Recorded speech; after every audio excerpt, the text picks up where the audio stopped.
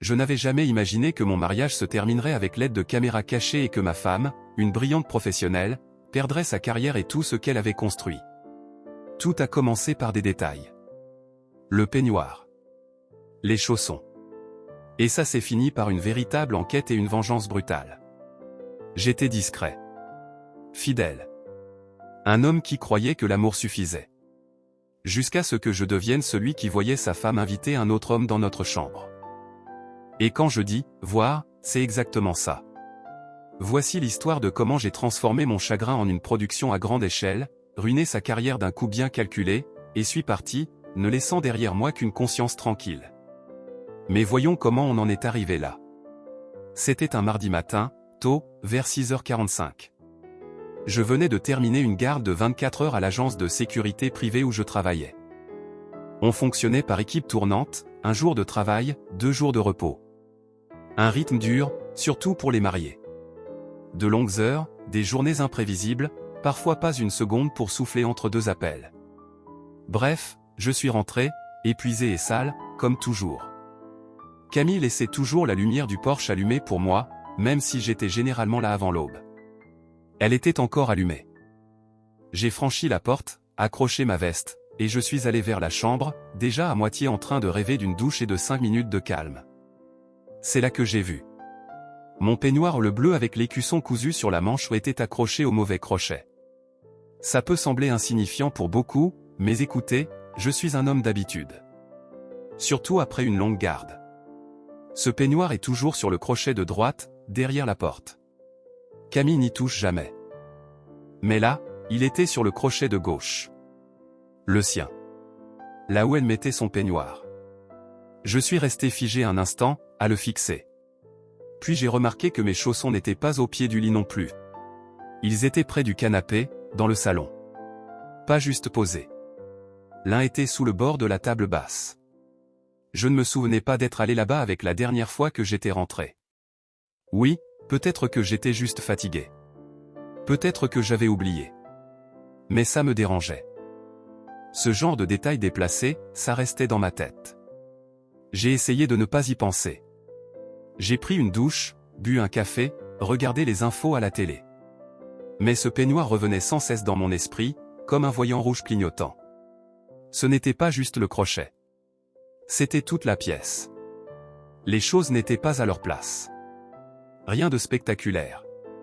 Juste de petits décalages. Mais plus je regardais, plus ça semblait bizarre. J'ai essayé de ne pas trop analyser. Camille avait toujours été maniaque avec son espace. Elle gérait la maison comme son travail, de manière précise, impeccable. Elle bossait dans une agence de marketing UP à Bordeaux, dans un immeuble tout en verre, avec des tenues chics et décontractées. Elle avait un titre pompeux, quelque chose comme « stratège en développement client ». Je n'ai jamais vraiment compris ce que ça voulait dire, mais je savais qu'elle gagnait plus que moi. C'était le genre de femme qui faisait tourner les têtes grandes, peau parfaite, toujours en talons, manucure hebdomadaire, ce look blond classique comme si elle sortait d'une pub pour cosmétiques. Je l'aimais, pourtant. On était mariés depuis 8 ans. Ce n'était pas parfait, quel mariage l'est? Mais je pensais qu'on surmonterait les creux. C'est ce qu'on fait quand on s'engage. On tient bon. Mais dernièrement, elle semblait loin. Pas une distance physique, mais un silence. Avant, elle m'accueillait quand je rentrais, même épuisé. Pas avec des grands gestes, juste un sourire, une main sur mon bras, ou un petit « le café est prêt ». Ces derniers temps? Rien. Parfois, je ne savais même pas si elle était là. Elle était sur son téléphone, le visage éclairé par l'écran, à taper avec ce regard concentré. Le téléphone, bon sang. C'était un autre signe. Avant, elle s'en fichait qu'on voit son écran. Elle le laissait sur la table. Mais ces derniers mois, il était toujours dans sa main ou retourné. Et elle l'emportait partout, même aux toilettes. Je lui demandais comment s'était passée sa journée, elle répondait « bien », comme un mot de passe pour clore la discussion. Je savais que quelque chose clochait. Je ne voulais pas croire ce que mon instinct me disait, mais dans la sécurité, on apprend vite ce que les petits changements signifient. La plupart des gens les ignorent. Ils ne veulent pas affronter la vérité. Mais dans mon métier, on comprend rapidement que la vérité se fiche de savoir si vous êtes prêt. Et je ne l'étais pas. Pas encore. Mais je m'en approchais.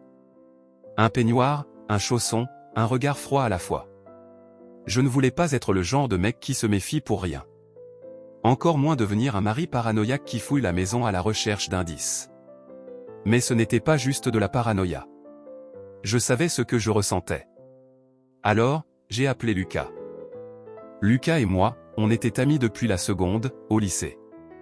Complètement opposés. J'étais dans l'équipe de rugby et je partais pêcher le week-end, lui, il construisait ses propres ordinateurs avant même qu'on ait le permis. Aujourd'hui, il est freelance aux caméras, système de sécurité, installation de maisons connectées. Il connaît les appareils électroniques mieux que personne. Je suis allé chez lui et je lui ai tout raconté, direct. Le peignoir, le téléphone, l'ambiance étrange qui avait envahi la maison. Il n'a pas ri ni balayé ça d'un revers de main. Il a écouté. Puis il m'a regardé et a dit, « Tu veux être sûr ou continuer à deviner ?» C'est tout. Cette question. J'ai fixé mon café comme s'il avait la réponse, et j'ai fini par dire, « Allons-y. » Une semaine plus tard, il est arrivé chez moi avec une boîte marron banale, scellée avec du ruban noir. À l'intérieur, 5 petites caméras noires, pas plus grandes qu'un coquetier, mais avec des objectifs grand angle 1080p, détection de mouvement et enregistrement en boucle sur un stockage crypté. Lucas m'a dit qu'elle pouvait tenir des jours sans recharge. Ce ne sont pas des jouets, m'a-t-il averti. C'est du matériel de surveillance pro. Ne dis à personne que tu les as, et ne la laisse même pas en voir une. On a attendu que Camille soit à une conférence toute la journée à Bordeaux. Elle serait absente du matin au soir, ce qui nous donnait le temps de tout installer sans se presser. D'abord, la chambre. On a mis une caméra dans la bibliothèque, cachée derrière une rangée de vieux livres qu'elle ne touchait jamais. Une autre dans un flacon de lotion vide que Lucas avait évidé et modifié avec un boîtier sur mesure. L'objectif sortait juste là où était la pompe. Du génie. La 3e caméra a été placée dans un faux désodorisant à la lavande sur sa table de nuit. Lucas en avait acheté un en magasin, puis l'avait vidé. Il fallait le secouer pour se douter de quelque chose.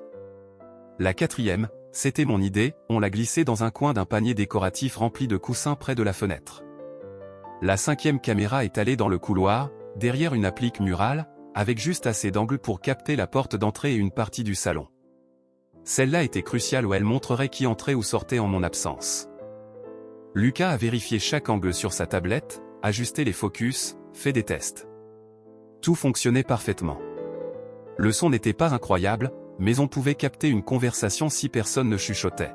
« T'es prêt ?» m'a-t-il dit en se levant, essuyant ses mains sur son jean. Elles enregistrent au mouvement et sauvegardent automatiquement.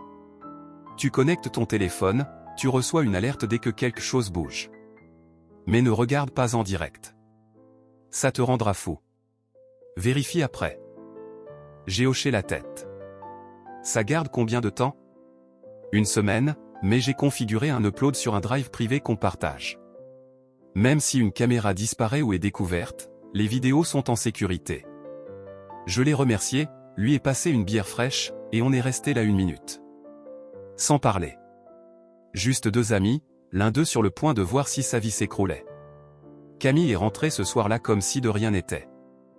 Elle m'a embrassé sur la joue, m'a demandé si je voulais commander à manger. On a mangé devant la télé.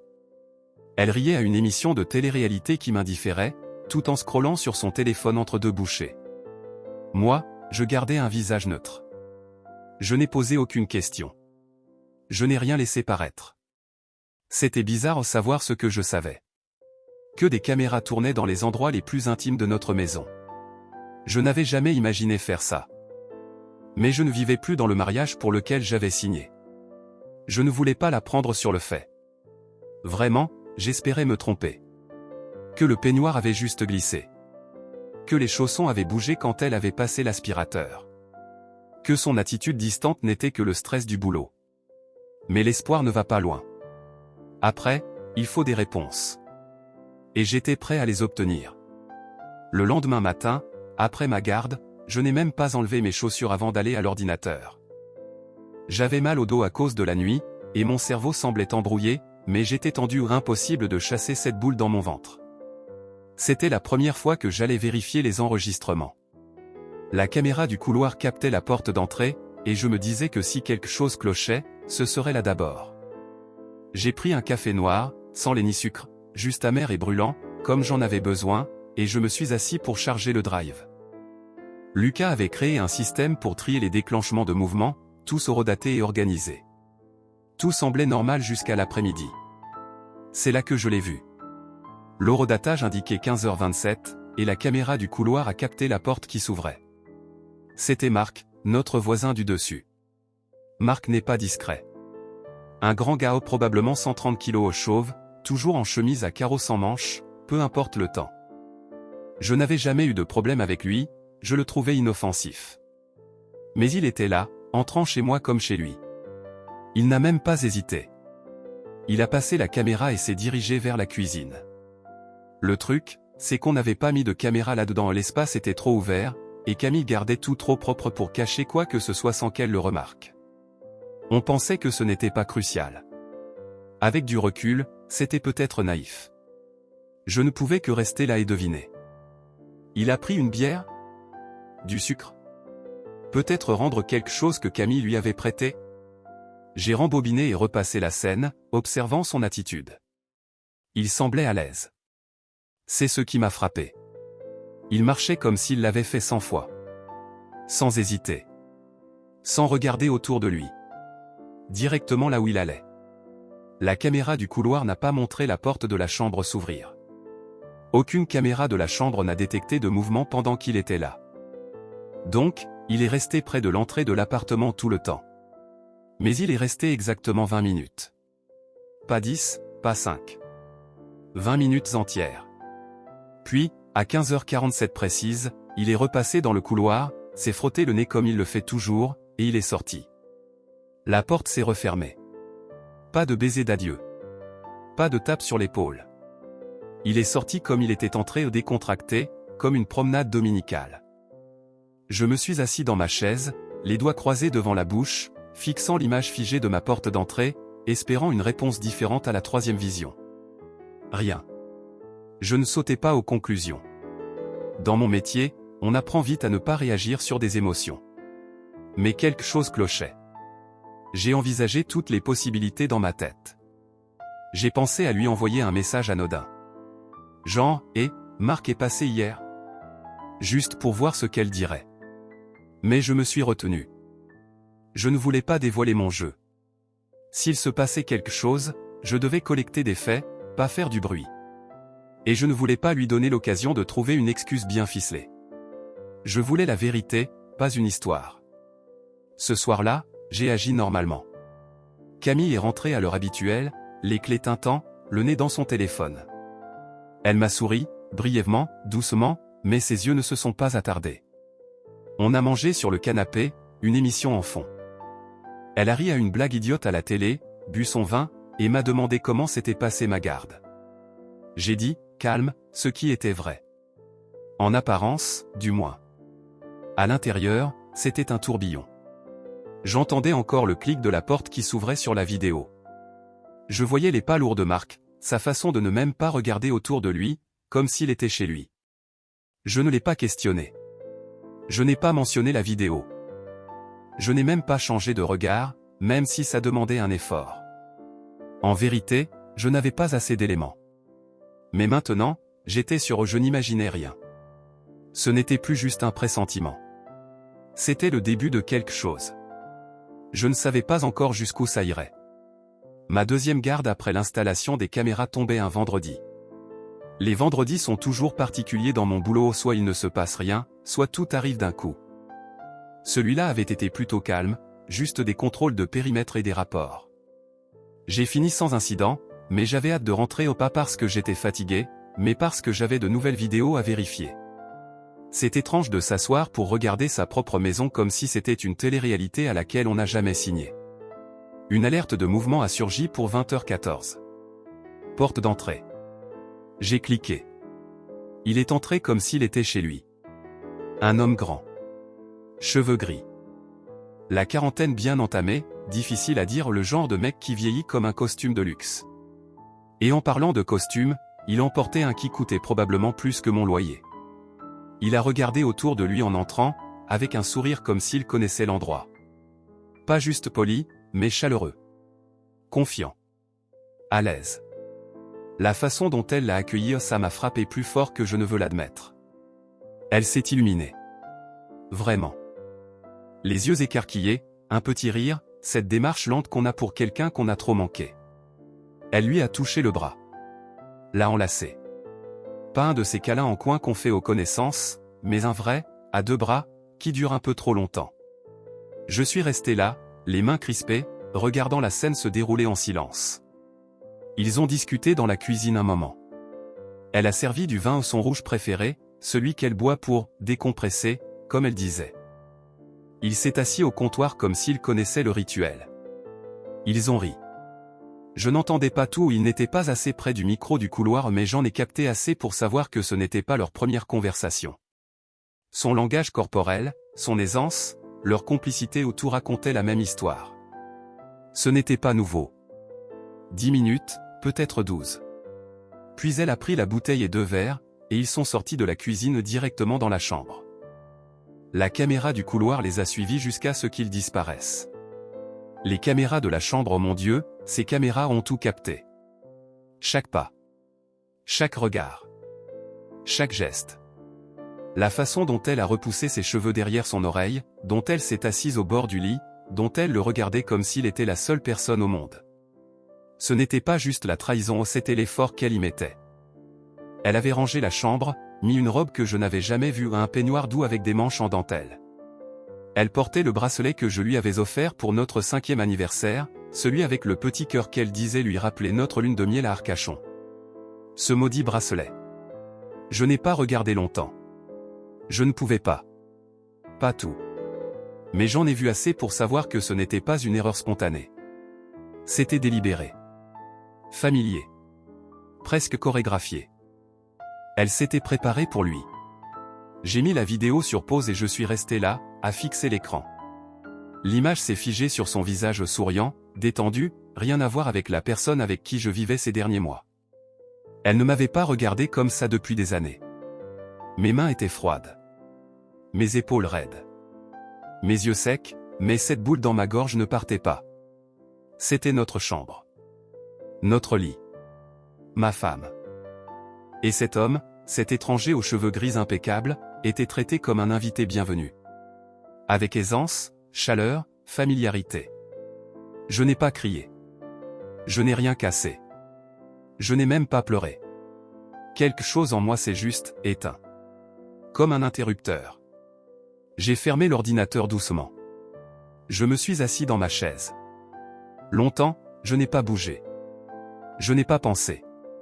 J'avais des questions. 1000. Mais celle qui résonnait le plus fort, encore et encore, était simple. Depuis quand? Parce que ce n'était pas nouveau. Cet homme n'entrait pas comme un étranger. Il entrait comme s'il avait sa place. Et Camille s'était assurée qu'elle était prête. Le lendemain matin, après avoir vu la vidéo, je ne suis pas allé travailler. J'ai appelé un collègue, dit que j'avais une urgence familiale, ce qui n'était pas vraiment un mensonge. Ma tête tournait, et je ne pouvais penser qu'à cette boucle dans mon esprit, sa voix, son visage, ce verre de vin, ses mains effleurant les draps qu'on avait choisis ensemble. J'ai appelé Lucas. Il n'a pas posé de questions. Juste dit, j'arrive dans 1 heure, et il est venu avec son ordinateur, un disque dur portable, et cet air concentré qu'il a quand il va réparer quelque chose d'irréparable. On s'est assis à la table de la cuisine, et j'ai lancé la vidéo. Il l'a regardée en silence. Quand ça s'est fini, il s'est adossé, s'est frotté la mâchoire, et a hoché la tête une fois. « Je suppose que tu ne veux pas juste en parler autour d'une bière » a-t-il dit. « Non. » « Ok. Alors on y va. » On a passé les heures suivantes à décortiquer les images. C'était mécanique au début, comme si je l'aidais à construire une terrasse ou à réparer un mur. Il a isolé l'entrée du couloir, recadré les angles, coupé les moments vides, ajusté la lumière. Il ne m'a pas demandé si j'étais sûr. Il savait que je l'étais. Le plan n'était pas de me venger, pas au début. C'était de documenter. De ne pas la laisser tordre l'histoire plus tard. De garder une trace de ce qui s'était vraiment passé au clair, net, indiscutable. On a monté une vidéo de 20 minutes, précise. Transition fluide. Angle clair. Rien de trop, rien de vulgaire. Juste, honnête. Et brutal. On a ajouté un flou sur les bords. Coupé la plupart du son, mais gardé juste assez pour entendre son rire. Ce rire, avant, c'était ma chose préférée au monde. Maintenant, ça me retournait l'estomac. Et puis, il y avait le bracelet. Ce petit bracelet en argent avec le cœur, celui que je lui avais offert pour notre 5e anniversaire. Elle disait qu'il la ramenait à qui elle était quand on s'était rencontrés. Elle le portait dans la vidéo. Pour lui. Ce détail frappait plus que tout. Pas besoin de voir son visage. Quiconque la connaissait, même vaguement, reconnaîtrait ce bracelet, cette chambre, cette voix. L'ironie, c'est cruel, a dit Lucas en tapotant l'écran où le charme brillait. Elle a fait en sorte de laisser assez d'elle dans chaque plan. On a regardé la version finale une longue minute. Puis on l'a uploadé. Pas de nom. Pas d'infos personnelles. Rien de direct. Mais on a choisi le titre avec soin. Quelque chose qui attirait l'attention, qui frapperait trop près. Une femme gagne plus qu'un bonus marketing. On l'a mise en ligne sur 2 grandes plateformes pour adultes, des endroits où Lucas avait des comptes anonymes. En 1 heure, elle a commencé à avoir des vues. À la fin de la journée, elle gagnait du terrain. Puis Lucas a partagé un lien dans le Slack de son entreprise. Il avait trouvé une faille via une vieille invitation de calendrier qu'elle m'avait envoyée pour un événement pro. Typique de Camille professionnelle, minutieuse, mais négligente avec ses mots de passe.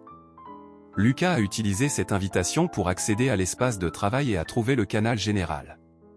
Il a posté au moment parfait, jeudi, juste avant leur réunion hebdomadaire, succès et mise à jour, quand l'équipe serait connectée. Un message. Pas de texte. Juste le lien. On a fermé l'ordinateur et on est resté dans le silence. Ce silence qui s'installe dans la poitrine et ne part plus. Je ne me sentais pas fier. Je n'avais pas l'impression d'avoir gagné. J'étais calme. Ce n'était pas pour me vanter. Ni pour faire une scène. C'était pour la vérité. Pour que ce masque qu'elle portait si parfait, si soigné au crack enfin devant quelqu'un d'autre que moi. Lucas est parti vers 21h. Avant de sortir, il m'a mis une main sur l'épaule et a dit, quoi qu'il arrive ensuite, ce n'est pas toi qui as commencé. C'est elle. J'ai hoché la tête, mais je ne pensais pas à ça. Je pensais au jour où je lui avais offert ce bracelet. À son sourire quand elle avait dit, je ne l'enlèverai jamais. Et elle ne l'avait pas fait. Pas même pour lui. Quand je me suis réveillé vendredi matin, j'avais 3 messages de Lucas et un appel manqué. Tous disaient la même chose, différemment, ça se répand. J'ai ouvert la vidéo sur l'un des sites où on l'avait posté et regardé le compteur de vues grimper comme les prix à la pompe avant un long week-end. Il y avait des commentaires. Certains étaient les idioties habituelles de ce genre de public, mais d'autres disaient, attendez, c'est la même Camille qui a bossé sur la campagne de rebranding numérique l'an dernier? Elle n'était pas nommée. On avait fait attention. Mais les gens ne sont pas idiots, et Camille? Elle s'était rendue visible. Des années d'événements pro, de conférences, de contenu d'entreprise avec son visage et sa voix partout, ajouter le bracelet, la disposition de notre appart, et ce petit rire distinctif, et il n'a pas fallu longtemps pour que les connexions se fassent. Lucas suivait les retombées sur Slack. Il avait un contact dans l'agence qui a confirmé que le lien avait fait un carton dans le canal général. Certains pensaient à une blague. D'autres non. Peu importait ce qu'ils croyaient une fois le lien partagé, c'était hors de contrôle. Apparemment, d'anciens employés avaient créé un groupe privé en ligne pour critiquer la culture toxique et les licenciements de l'agence. L'un d'eux a trouvé la vidéo et a posté une capture d'écran à côté d'une photo de Camille à un gala d'entreprise. La légende était brutale. On dirait que le département marketing n'était pas la seule chose qu'elle optimisait. Vers midi, le nom de Camille circulait dans 2 groupes de discussion au bureau. Les RH l'ont convoqué à 10h22. Je le sais parce qu'elle m'a envoyé un message depuis les toilettes pendant qu'il examinait une situation. Son texto disait: quelqu'un a posté un truc immonde. Je pense que c'est de l'IA ou un deepfake. Je tremble.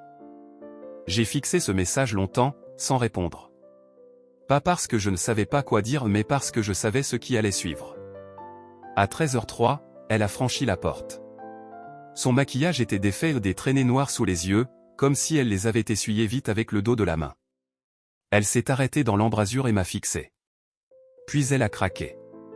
Elle a lâché son sac et s'est avancée, pleurant, criant, agitant son téléphone comme une arme. Tu sais ce qu'ils disent? Tu sais ce qu'ils pensent que j'ai fait? J'ai gardé ma voix calme. Fait? Ils pensent que c'est moi. Dans cette vidéo, je leur ai dit que c'est faux, ce n'est pas moi. Quelqu'un a utilisé ma voix. Mon visage. Ils ont tout truqué, je le jure. Je n'ai rien dit au début. Je l'ai laissé continuer. Elle faisait les 100 pas, pleurait, pointait son téléphone, exigeait que je la croie. Disant qu'elle était piégée, que c'était du harcèlement ciblé, qu'elle engagerait un avocat et poursuivrait tout le monde. Puis elle a pivoté au vite, passant de la panique à la colère. Si c'est ta façon de me punir pour quelque chose, pour quoi que ce soit, je te jure. Je l'ai coupé. C'est notre chambre. Elle s'est figée. C'est ton bracelet. C'est le peignoir que j'ai vu dans la lessive le lendemain de ma dernière garde. C'est notre table de nuit. Nos draps. Et ton rire, Camille. Je connais ce rire. Tu vas me dire que c'est de l'IA? Elle a ouvert la bouche. La refermée. Puis le dernier changement. Sa voix s'est adoucie. Ses yeux ont fui. Je ne sais pas comment c'est arrivé. Peut-être que quelqu'un est entré. Peut-être qu'ils ont filmé quelque chose. Peut-être. Elle manquait d'air. La panique était toujours là, mais mêlée de culpabilité. Je l'ai vue. Elle savait que je savais. Mais elle ne voulait pas le dire. Elle ne pouvait pas. Je n'ai pas insisté. Je me suis levé, je suis passé devant elle, et j'ai dit, repose-toi. Tu as l'air épuisé.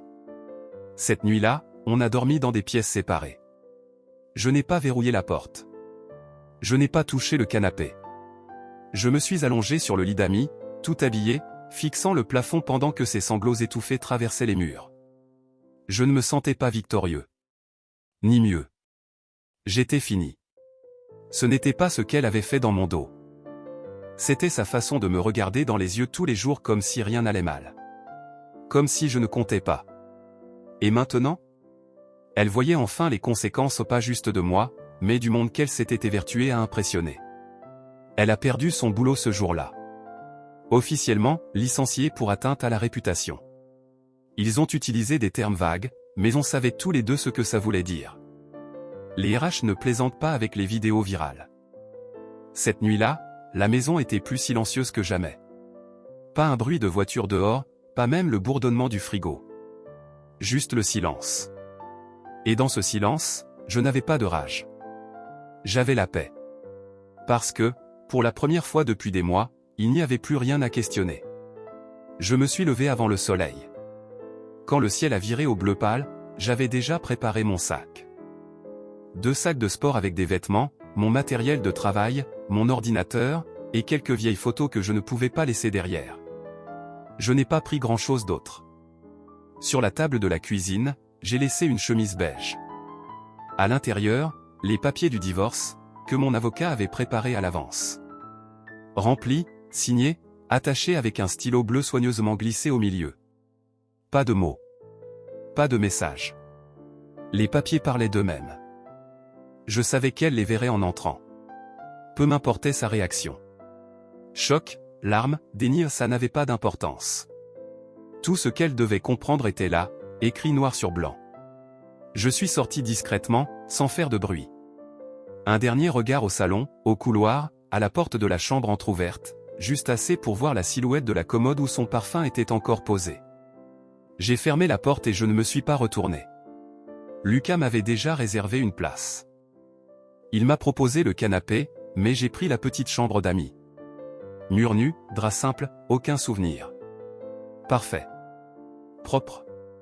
Ce matin-là, les messages ont commencé. Le premier était court. On peut parler? Puis. Pourquoi y a-t-il des papiers sur la table? Je ne comprends pas. Et plus tard dans la soirée.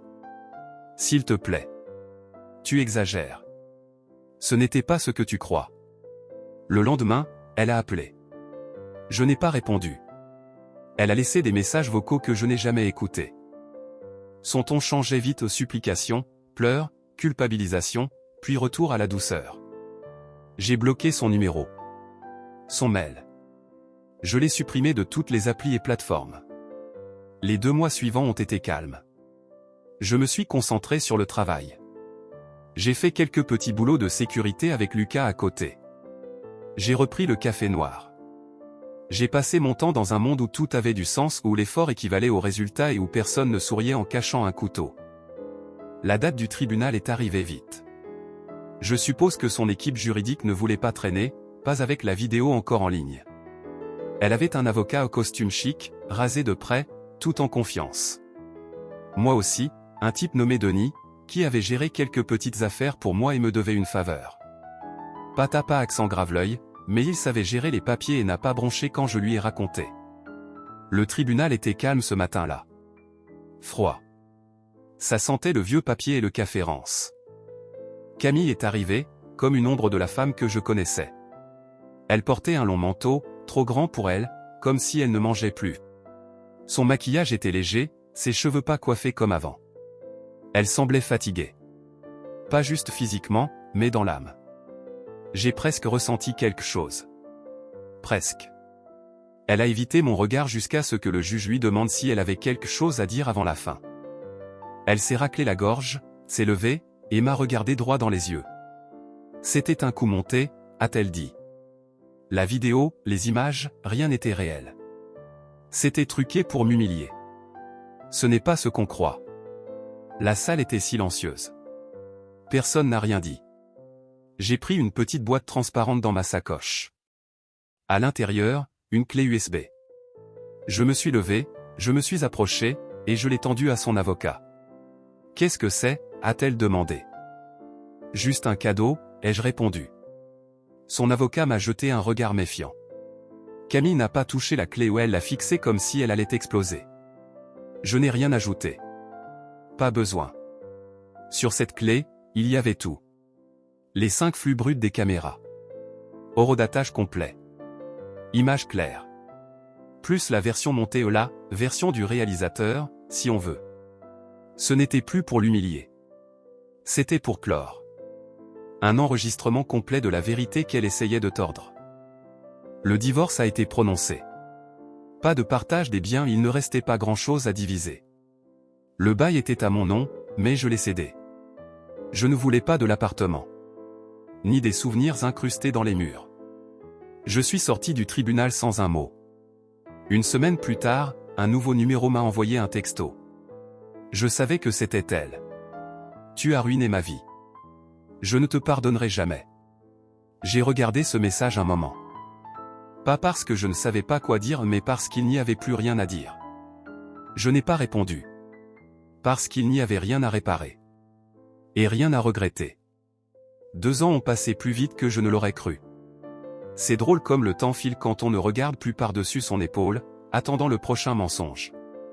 Après le jugement, je suis resté discret. J'ai travaillé dur. Reconstruit. Lucas et moi avons lancé une entreprise de sécurité domestique quelques mois après que tout s'est calmé. On a commencé petit, juste nous deux, une camionnette, une échelle empruntée, et un site web bricolé en un week-end. On proposait des installations complètes, caméras connectées, alarmes, serrures sans fil, tout le tralala. Beaucoup de gens cherchaient exactement ce qu'on savait faire. On l'a appelé Sécurité Pierre et Acier. Lucas a trouvé le nom. Il disait que ça sonnait fiable, incassable. Ça me plaisait. Ça collait. On a tout donné dans cette affaire. Les journées étaient longues, mais on s'en fichait. Pas de drame de bureau. Pas de masque. Juste du travail honnête avec quelqu'un en qui j'avais confiance. En 1 an, l'entreprise a décollé. Le bouche à oreille a fait le gros du boulot. Les gens aimaient qu'on ne soit pas une grosse boîte sans visage. On connaissait le matériel parce qu'on avait vécu ce qu'il pouvait faire. Ce qu'il pouvait protéger. Et révéler. Avec l'argent qui rentrait, j'ai acheté une petite maison en périphérie de Toulouse. Rien d'extraordinaire, mais elle était à moi. Plein pied, en briques, solide. Je me suis pris une camionnette d'occasion, peu de kilomètres, avec encore un peu cette odeur de voiture neuve sous une couche de désodorisant. Et sur un coup de tête, j'ai adopté un chihuahua dans un refuge local. Un petit gars avec des oreilles trop grandes pour sa tête et un aboiement comme un jouet à bout de souffle. Je l'ai appelé Bruno. Bruno, il a fallu s'y habituer. Compact, alerte, fidèle. Il me suivait partout. Et plus d'une fois, il a aboyé à la porte avant que mes capteurs ne détectent quoi que ce soit. Un vrai système d'alarme naturel. Un après-midi, je promenais Bruno dans le parc près de chez moi. Puis j'ai entendu. Thomas ? Je me suis arrêté. J'ai tourné la tête. C'était Camille. Elle était près d'un de ces petits chariots pastels qu'on sort par beau temps. Des glaces. Elle portait un polo de travail délavé et un chapeau en papier plié à la va-vite. Ses cheveux étaient tirés en un chignon lâche, son maquillage léger, si présent. Elle semblait plus vieille. Pas dans le mauvais sens. Juste usée. Elle n'a pas souri. N'a pas tressailli. Elle m'a juste regardé, comme si elle hésitait entre pleurer et crier. « Tu as ruiné ma vie », a-t-elle dit doucement. Il n'y avait pas de colère dans sa voix. Pas de drame. Juste une tristesse fatiguée, comme si les mots pesaient sur sa poitrine depuis trop longtemps et qu'ils s'échappaient enfin. Puis elle a ajouté, « Je veux que tu me dédommages pour le préjudice moral, maintenant que tu gagnes de l'argent. » J'ai ri. Je l'ai regardé dans les yeux. J'ai tenu ce regard quelques secondes. « Non, ai-je dit. Tu l'as ruiné toi-même. Moi, j'ai juste reconstruit la mienne, avec les débris. Et le dédommagement ? Que ton amant paye, et qu'il ajoute un peu pour mes nerfs, ai-je répondu. Je n'ai pas attendu sa réponse. Je ne lui ai pas demandé comment elle allait. Pas besoin. Maintenant, on me demande parfois si je la reprendrai. Si je regrette ce que j'ai fait. Les caméras. La vidéo. Le silence. Non. On donne sa confiance, son temps, sa loyauté où on s'attend à ce que ce soit respecté. Pas écrasé dans votre dos pendant qu'on vous sourit. Alors, quand on me demande si je suis allé trop loin, je dis juste. Elle a allumé l'étincelle. Moi, j'ai juste filmé l'incendie. Partagez votre avis dans les commentaires, pensez-vous qu'il était justifié de l'exposer ainsi publiquement, ou est-il allé trop loin? Si vous avez aimé cette histoire, abonnez-vous à la chaîne et laissez-nous un « j'aime ».